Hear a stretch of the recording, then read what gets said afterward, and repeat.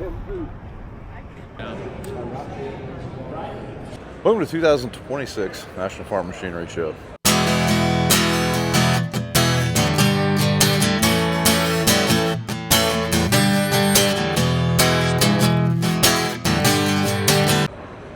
This is a large indoor farm machinery show in Louisville, Kentucky, if you're not familiar with it. If you are remotely into agriculture, it is the place to be this week. Acres and acres of buildings. So we're going to walk around and see what catches our eye. So we're going to stop at the honeybee booth for a second. If you're new to our channel and our content, we run a 50-foot honeybee Airflex head. And one of the things about this show I like is you can come talk to your company rep and see if there's anything new, any updates, or kind of see how other people are getting along. So if you're interested in a honeybee, great header. There's two of them in our area. One of our neighbors has one on a case combine, then we have ours in our Fendt. And we both get along very well with them. They shave the ground extremely well. Really nice headers. I was gonna say, does it have big solar panels on the top? Walking through, stopping at the Salford booth. Last year we had the opportunity to run this piece of equipment, a Salford 2200i, really awesome piece of machinery. So one of the things that I really like about coming to the show, like I said, is being able to talk to company reps. For example, last year, maybe the year before, we have a gooseneck just like this Gator made here. We were convinced there was something wrong with the dovetail. Ours dovetails down just like that. And we were convinced there was something wrong with it. Dad just wanted to start cutting and welding on it, trying to fix it. Came here, one of the reps explained to us we were actually doing something incorrectly. So, yeah, one of the benefits of coming to a farm show. Or just be smart enough to run your equipment. That would help too.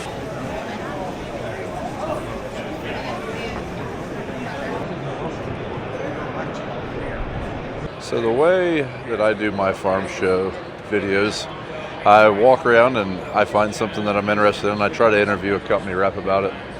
We run a lot of Fendt tractors. We run a couple Fendt tractors, I should say. But I noticed this one has some kind of different GPS on it, so I'm going to try to get a hold of somebody and see what that is. My suspicion is that this is an automated tractor. So I'm here with Caleb Schlater from PTX. And Caleb, do you mind telling me a little bit about the system that's on this Fendt tractor? I see a lot of antennas. It doesn't look like this typical setup I would see on a Fendt tractor. Yeah, it looks a little bit bigger, a little bit more technology built into it. What this is called Outrun. Okay. And this is our autonomous module that allows us to run multiple operations autonomously. And it's a retrofit kit. So right now we have our grain cart that's available commercially. We also have tillage that we were testing this year. And that was something I got to test this past year on my own farm. But it is truly taking a tractor you own today and applying this retrofit technology so you can experience autonomous technology on your operation to free up time, to make sure we're getting things done at the proper time of year and really managing that window. Okay. So with this machine, with this system, is everything just going on the tractor, or is there anything getting attached to the implement or the grain cart? Right now, it's primarily just on the tractor. We want to put the module on the tractor. Now that there's a lot of measurements that take place to make sure that we understand where everything is at around that tractor, and then we're utilizing camera technology. And so there's cameras all around that are retrofit onto the machine in order to give us visibility and understanding what's happening in the field when there's not an operator in the cab. Okay, and you mentioned this is retrofittable. So yeah. I have a 1038. It's the previous generation. I don't remember which one that would be. Yep. So is that, even if it was a 2 generations ago, would it still? Yep. Okay. So the Fendt 1000 series is now retrofittable, and then also we have the Fendt 900 series that is going to be coming, and then also anything that's newer on a 2014 John Deere we can retrofit as well on an R series. Okay. I got you. So this is I'm guessing all the hardware that would be going into the system? Yeah. So this is our main module that we call the intelligence units on top. Then we have 2 NAV 900s, PTX Trimble NAV 900s that are acting as our globe.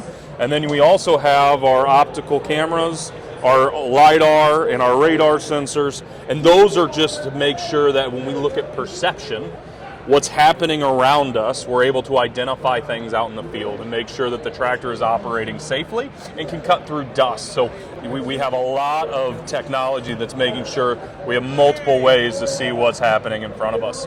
The other thing is, I mean, for me personally, I got to run, like I said, fall tillage last year, and that fall tillage really was a really awesome opportunity to see how we could bring this into our operation, because it allowed us to do tillage a little bit earlier. We didn't have to have an operator in the cab, and when we got further into the season, it freed me up to do things that are more important for our operation than sitting in a cab to do tillage. And so really seeing that thing go back and forth and getting acres done while I'm out running doing something else, that was one of the greatest benefits to me, is I feel confident that there's actually work being done. I went to a meeting. I started it in the morning, went to a meeting, and then went back to the field after that day, finished up the headlands, and then pulled out and went to the next field. So I did an entire field without actually having to be in the cab. Okay. What is the built-in safety? So let's say this thing, while you were at that meeting, one of those cameras triggered something. Yep. Is it just coming to a stop at that point, or what's happening? It will come to a stop. It'll identify, hey, there was movement. It'll come to a stop. It'll notify me on an app, so I'll have a phone app. So you're able to monitor it. So I'm able to monitor it, and it will tell me, hey, we've reached a stop. We had an incident. We had an obstruction, or we saw something, and it'll come to a stop. And so there is a lot of, especially when we take operators out of the cab, we have to have safety. Yep. And so there's a lot of that technology built in to make sure that even from afar we can manage it appropriately. By and large, for us, this year is really about getting people to come out and see it. Okay. So we're going to have demonstrations. We're going to have it at different farm shows. We would love for people to come out, see Outrun, experience it, and then even, hey, come talk to us at farm shows, and we want to see if we can get a demo on the operation. Because autonomy as a whole, as far as farming goes, we've got to really unpack this to see how it works inside of our operations to make us better and more efficient. Is this something that would be available through any PTX dealer, or is this going to be more in line with an AGCO dealer, or what would be? So this would be available with our PTX Trimble dealers. Okay. So it's part of the PTX Trimble portfolio. So if you go to a PTX Trimble dealer that has the autonomy contract, okay, they will be able to work with you to bring this to your operation. Okay. If I was to order this tractor new, can I order it with it, or is this still? You cannot today. Okay. It is a retrofit technology that allows us to move pretty quickly in the marketplace. Over time, we'll start to see technology start to come together, as we've seen, with the precision planting product line. You're seeing more products coming on to planters from the factory. It's that same type of process. How do we move quickly with retrofit, and then how do we bring that technology into newer equipment out of the factory? Okay. All right. Well, Caleb, I appreciate it. Hey, you bet, man. Yeah, one thing I wouldn't mind picking up at some point in time would be a tractor about this size, 50 horse open. It probably wouldn't be a brand new John Deere like this, but something about this size would be perfect. At some point, I would like to turn Dax loose and Emmy planting sweet corn in an open station tractor like this with like a 4-row planter. Plus, I got a few other tasks I would do with this size machine. All equipment, not just green. Comes in a green jug. I get that all the time. Actually, I had a case guy saying we need to make this soap red. All right, Zach, Randy, what's the cookie review? 9.5 out of 10. I wasn't going that strong, but. Oh, very critical, huh? Yeah, shame on you. That woman made you a tractor cookie. A 10 cookie's got to be like. Was it the price that drove you away? Yes. Yeah. I was going to go like 8.3. Okay. So we're at day 2 of National Farm Show. People are lined up to get in. Doors don't open till 9.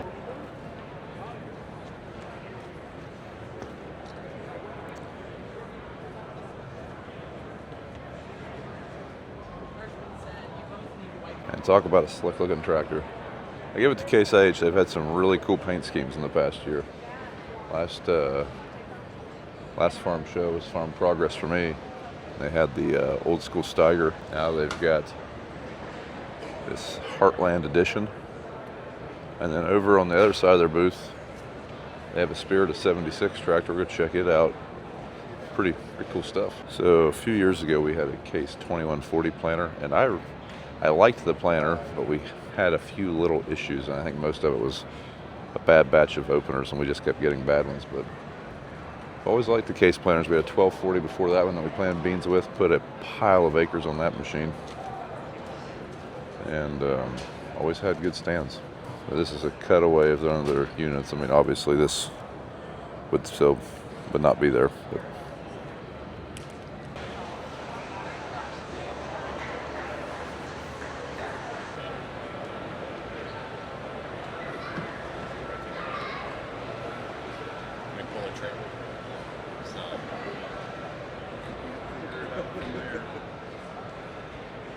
Well, which one do you guys like better, the old school version or the new school version? I think they're both cool. So I'm here at the Underfirth lot with Michael Schmank. Michael's going to walk us through some of the new exciting things we got going on with the, what's the model? I don't even know the model of this. So this is the model 3960 DXL seed tender. So this is part of our new 60 series seed runner lineup in the Underfirth seed tender. So this one has the 400 seed unit capacity and the 24-foot long conveyor. I'll jump into some of the neat features on this seed tender. As you can tell, the paint scheme is a midnight metallic gray on this particular one, so that'll be an option going forward with our 60 series seed tenders. We have revamped hydraulic system on this seed tender. So starting with the power pack engine, we have a Honda IGX 390 engine that's electronically carbureted. So you turn the key, it fires up, and you're ready to go. What was the engine on your previous seed tenders? The GX 390. Okay, so they were still Hondas, just a non-electronically carbureted Honda. Correct, okay. Yeah. So you don't have to worry about choking anymore. You don't have a throttle cable to pull. It's just turn the key, fires up. Okay. Yep. Gotcha. So we also made some efficiency improvements to the hydraulic system. So with this seed tender, you can do multiple functions at once, like swinging the conveyor and raising the conveyor at the same time. And we also have an auto throttle feature built in where when you turn the conveyor belt on, the engine automatically throttles up. So you don't stall out your belt. Yeah, right. So you don't have to worry about stalling out the power pack. Not that I've ever done anything like that. I've definitely never had to vacuum one out. Yeah. Sure.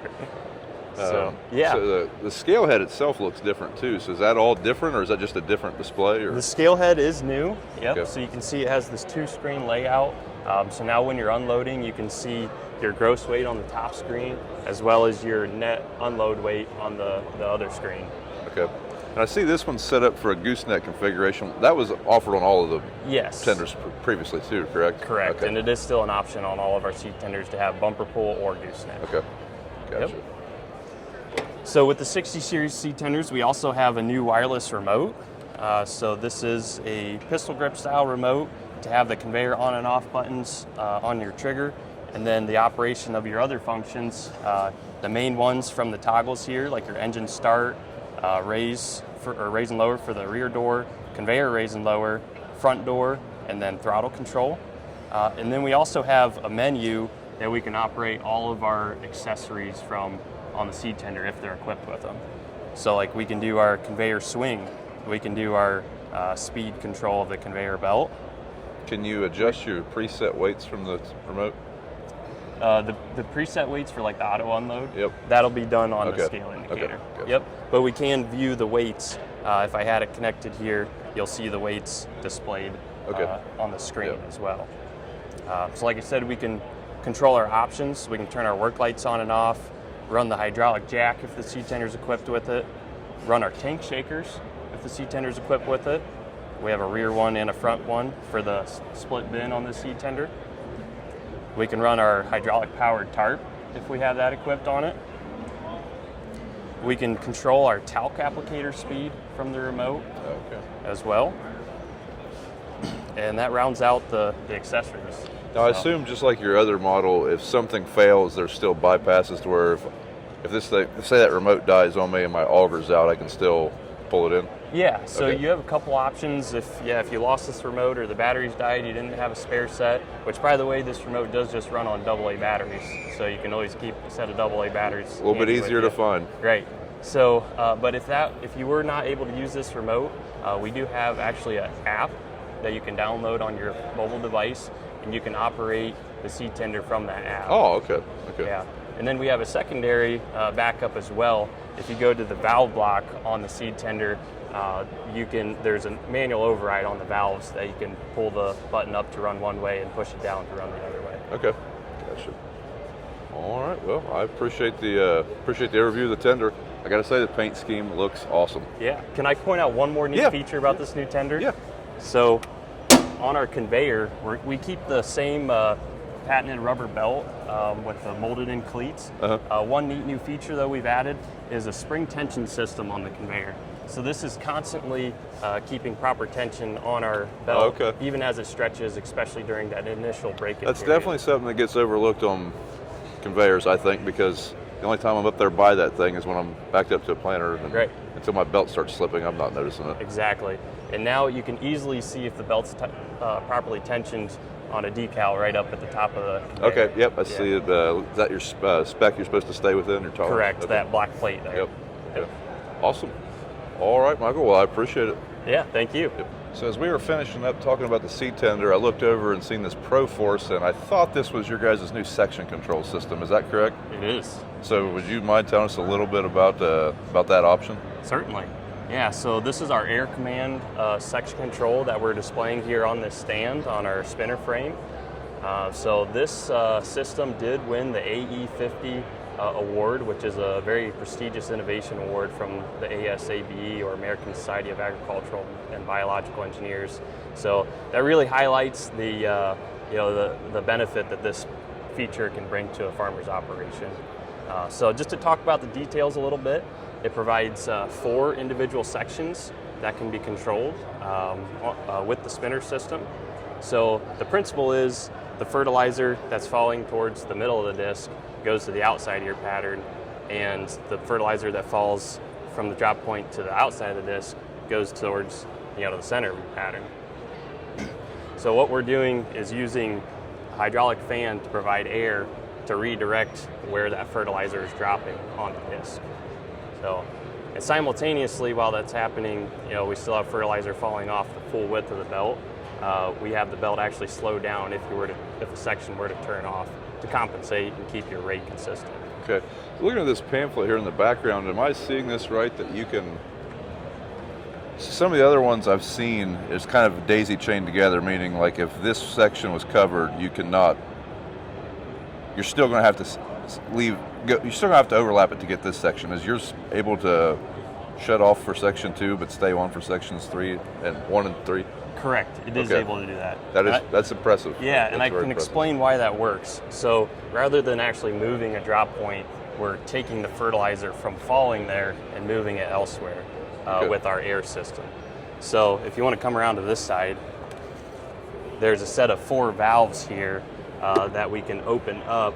They start closed if a section's on, and then you open up if you turn the section off, and that's where it intercepts the fertilizer from that drop point.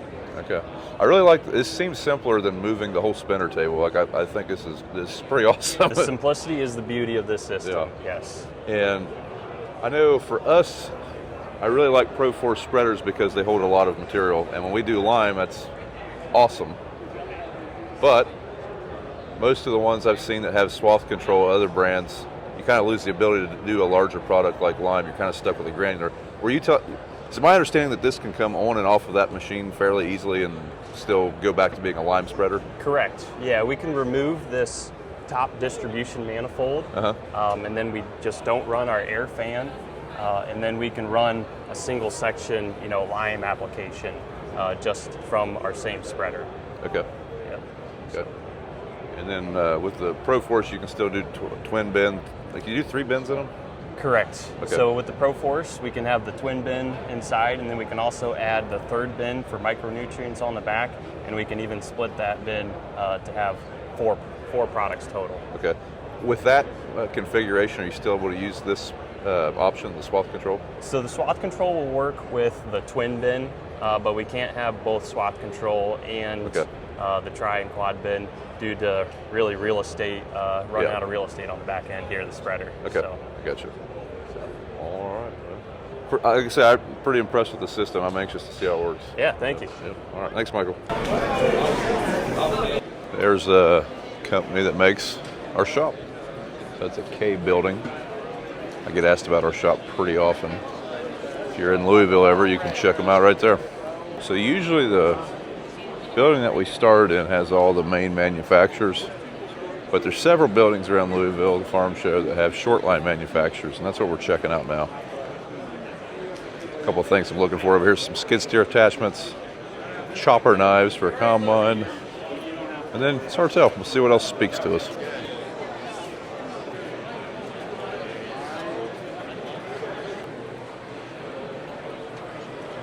He was dumb too, he was just lying.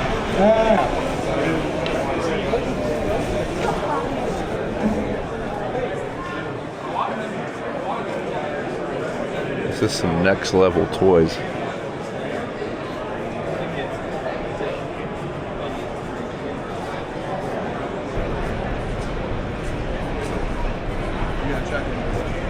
Lots of attachments, lots of mowers and that kind of stuff in here. A lot more livestock focused things in this part of the building. So while we're at the John Deere booth, one of the things I seen was this little tractor here with the AC. It looks like a 1025.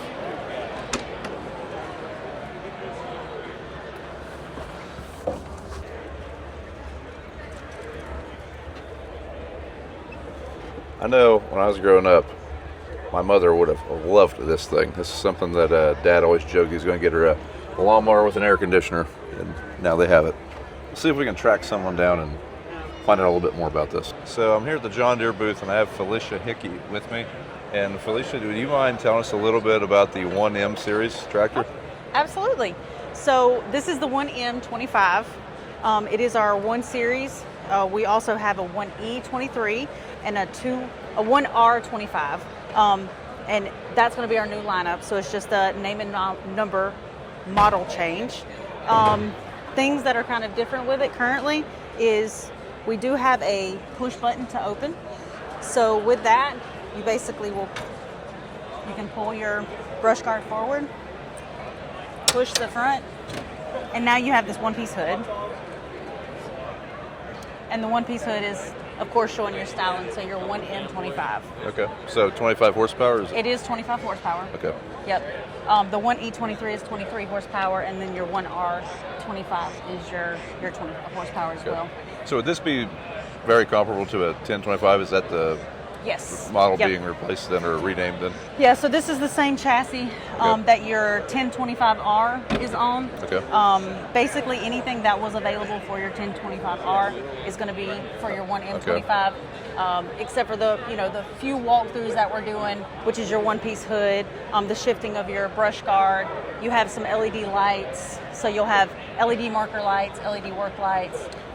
For your cab, for your. So one thing a little different than the 1025 I was familiar with is this one has a full cab on it. So. It does. So this is not only a full cab, but it is a new HVAC all-weather cab.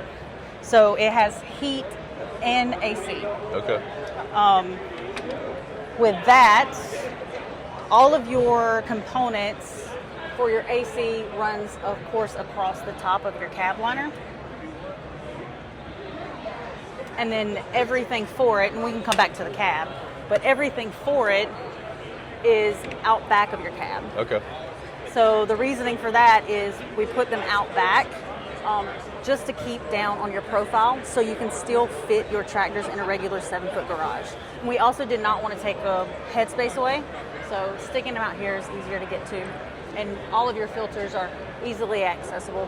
Okay. With the cab, is it still the same drive-over deck system? Yes. All that stuff remains the same? And The drive-over deck and how you connect your mid-mower is all the same. Okay. And the options are still available to order for your 1 series. Okay. Yep. Other things like inside the cab that are kind of different is we did do a change of your like controls. So the layout is not different. The layout is the same as it has been. So for your 1025R, but in this case we've raised them up. So if you were to get in the seat and say you were using your armrest and you go to also use your loader joystick, then it is literally right there sitting in your hand. Yeah. And that is just bringing our controls closer to our operator. To me, looking at it, I mean, it looks like a cat. It looks like controls set up for a cab. I mean, it makes perfect sense. It's fitted in.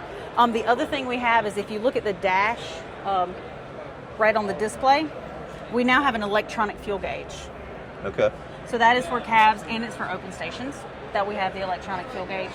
Before it was to the side. I think most people noticed it for the side. So Is the M the only or the only model available with the cab, or? No.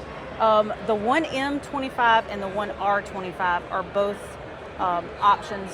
They both have options for the cab, and it's only the HVAC cab.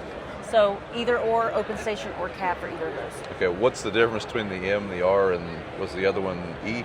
The E. Okay. So the 1E23, of course, is your horsepower. Okay. And then your kind of like base model. So you're starting out. Your 1M has, of course, this cab option, more premium features. Your seat's different. You have LED lighting. You have single point connection that is available for it. And then for your 1R, you're actually going to a different wheelbase, and it's a little bit bigger tractor, so bigger tires. Oh, okay. Yep. So it's your equivalent to like the 2025. Okay. And it's dressed the same way you see it here. There's a little bit more from the factory, like standard options when you get to the R, so more of those like creature comforts, I think most people call them. Okay. And that's mostly around your hydraulics. Okay. So we can walk to the other side. So for your hydraulics, we don't have it on this model, but there is your single point hydraulic connection. Okay. Which is just, it's set up to where it's one lever, it disconnects. So Quick attach your yep, loader. Yep. Basically. So you have your quick park loader where, you flip your latches, park your loader. There's also the single point. The single point comes on, you can get it on the 1M or the 1R. And then something else that's added into that is it can either come as a 4-port or a 6-port. And 6-port is involved in your third function. Okay. Yep. Gotcha. So. All right, well. Basically sums it up. Yeah, well, Felicia, I appreciate it. Thank you very much. Thank you. Well, we're in day 3 of the Louisville National Farm Show. This is our last day here, so there's a couple places I want to stop and talk to a couple other people, and then we are going to head back to Chillicothe. So here's a fun fact. This machine is the one that we will have at our farm this year. Like, this is the exact unit. In fact, it was in several YouTube videos this fall in the background. Brought it down here for a display piece, and it'll be back at the farm right after the show. So that's the Salford 2200i. If you're not familiar with them, be sure to tune in to some of the videos coming up, or check some of the videos last year. Awesome tillage machine. So this is pretty neat. See the root structure of a corn plant. A lot more roots than just the ones you can see. So I stopped at the Ag Leader booth and I bumped into Andrew Pierce. Andrew, I was looking at your SureSpeed meter, and we have SureSpeed, but ours is a different generation, and I see this one has some different features. Do you mind telling us a little bit about those? Yes, so we released our version 2 of our SureSpeed system. It's our high-speed meter and delivery. Very similar to our previous version. We just had some updates and things as we had for the first few seasons, that we went into a more integrated approach from a manufacturing side. Just allowed a little bit more customer convenience. So performance-wise, things like that, we can make all those current V1 systems in the field.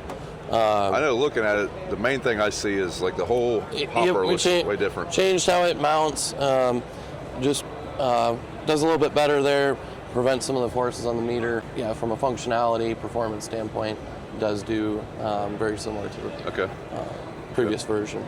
Gotcha. So is this just to try to keep vibration out of the meter? Yep. So any of the vibration comes through the meter cover versus down through, or the other one mounted down lower. Okay. And all those forces went through the meter rather than just over the top. Okay. So is this something that you can incorporate into a V1, or? No, but you would change over the entire meter assembly to a V2. Yep. And then the tubes were the same. The seat tubes. The delivery tube, the assembly is the same. There's one piece that we did change and made an update to. You can purchase that just to update the delivery assembly.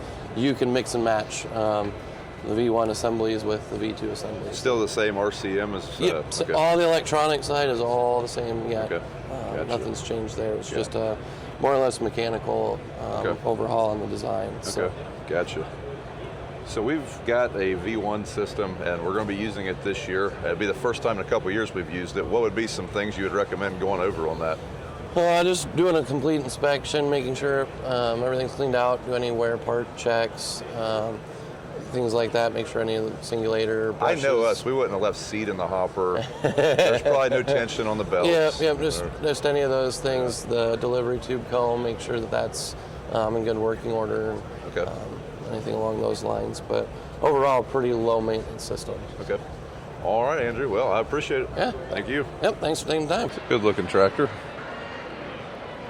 Check out. How you doing? One other thing I wanted to check out was at PTX, they have a new feature for their planters that will actually plant the seed a certain way. So I wanted to talk to a PTX guy about that technology. So I've got a hold of Eric Huber, and he's going to tell us some of the, some of the thoughts behind AeroTube and how it works. Yes. Thanks, Brian. So here at the National Farm Machinery Show, working through, get an opportunity to share AeroTube. What AeroTube's goal is to take a random assortment of seeds up top in that hopper, and using some basic physics principles, we're able to take and flip the seed around. So here's the idea. Every seed has a center of gravity, so it's going to be right up in here. Anything that has mass has a center of gravity. And if we take that seed and if we push it this way and put an opposing force up against it, that opposing force is going to cause this seed to flip on that center of gravity one direction. So if we were to take a pin in a C channel and push this, it's going to tend to flip the correct direction. So what the guys in R&D did is right up in here inside of this housing, we've got a set of counter-rotating wheels that are going to take the seed into this set of feeder wheels. And right inside of here, there's a very specifically designed groove. It's a riding wall and a sliding wall that will flip the seed into the right orientation and move it from one side to the inside of that tube. Then it's going to bring it into the tube itself. What you can actually see right over here is this translucent path. They call it the path going down. That's actually using centrifugal force to hold that seed that's been oriented in the right direction, and they're accelerating it through that tube down to the ground. So is it just using air to send it? It's not using air, it's just accelerating it and firing it through. Okay. The only place we're actually using air is right here on the back side of the tube. When that planter lifts up, it's actually going to send a few puffs of air down to try to clean out any debris that may have caught down there. Otherwise, it's just being accelerated here and then pulling it through the tube with gravity. Down on the bottom then, we have a tungsten carbide tip. This is very similar to, if a customer is familiar with our concealed knife, it's a very similar type of material. That slits a slot. It's about 5/8 of an inch below the disc opener. That'll be what we're seeing right here. And then that's going to hug the seed and hold it in that oriented position as it goes. Okay. So it's designed to run from standard speeds all the way up to over 10 miles per hour. And the other thing that happens is not only have we taken the seeds and we've oriented it the correct direction from a vertical perspective, but also in the trench, if we put it within the direction of the trench, it's not a one-to-one, but there is a tight correlation to those leaves are going to come out in between the rows instead of in the rows. Okay. So they actually did do research that says we will collect more sunlight by orienting that seed within the row. So the whole purpose of getting our seed exactly the same is just more uniform germination, correct? Yes, the goal is to get everything up in that tighter window. The worst orientations that we can get is if we are tip up. Now that embryo has to grow down, pull all the way around and up. Actually, worse than that is face down, embryo down. The way they actually stress test seeds is they'll put it face down in a cold clay. Okay. We've been able to take those two instances, a standard tube like this right over here. We took those worst two instances from a 30% down to an 8% instance on 7,000 seeds that they've physically dug, 3,000 acres overall, but they have gone in and physically dug 7,000 plants. And they were able to get 87% of the seeds out of those 7,000 up or to the side in the top two orientations to get us up and out. Okay. Well, that's pretty interesting.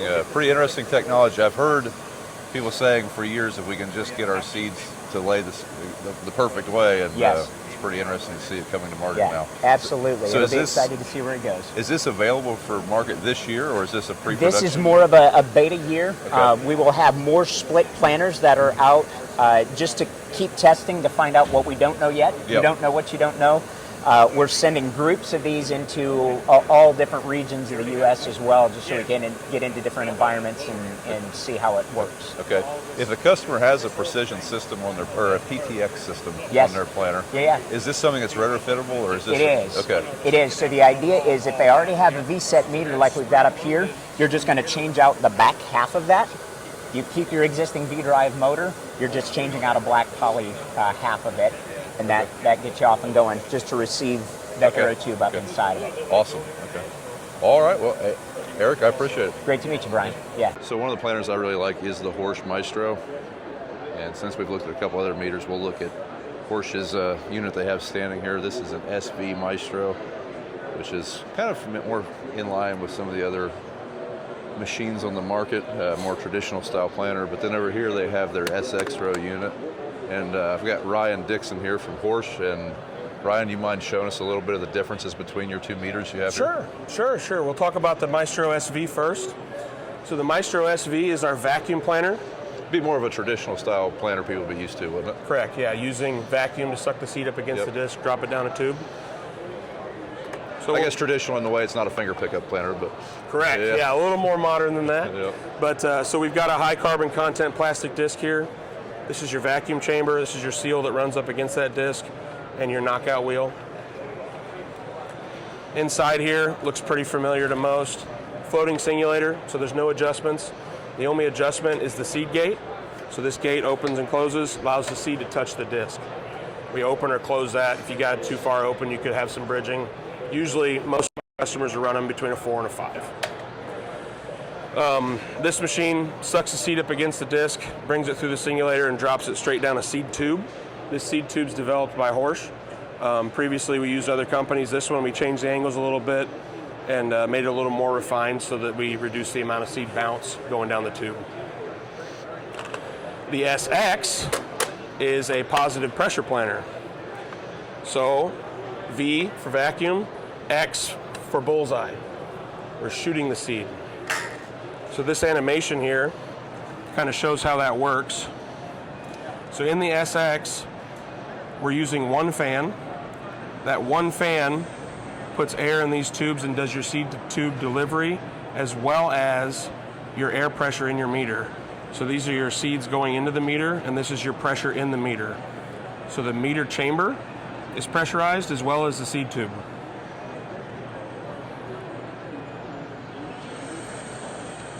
And so that air is going around the seed through the holes in the disc, pushing that seed against the disc.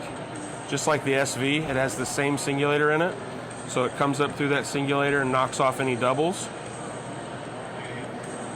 And on a vacuum planner, this would be the vacuum chamber. On a positive pressure planner, it's the exhaust.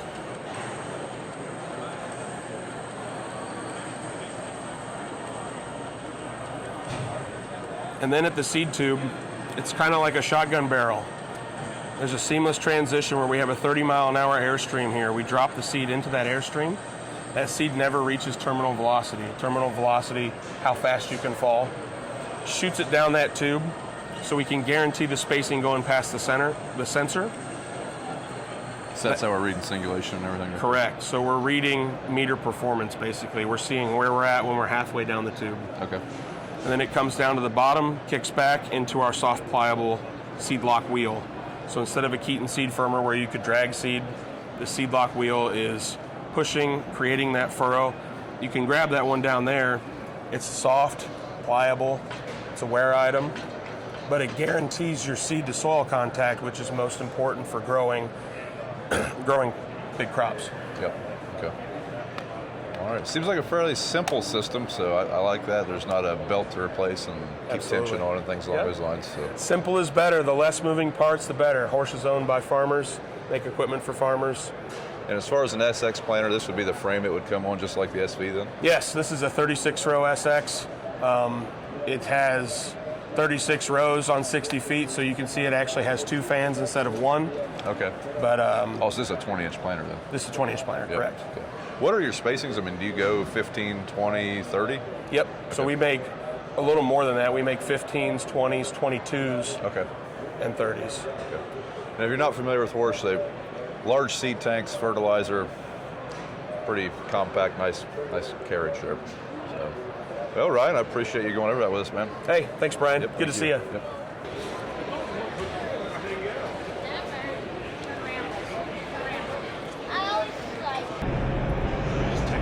Yeah. How do you do that? We did it. You survived. Oh, I'll tell you, I felt like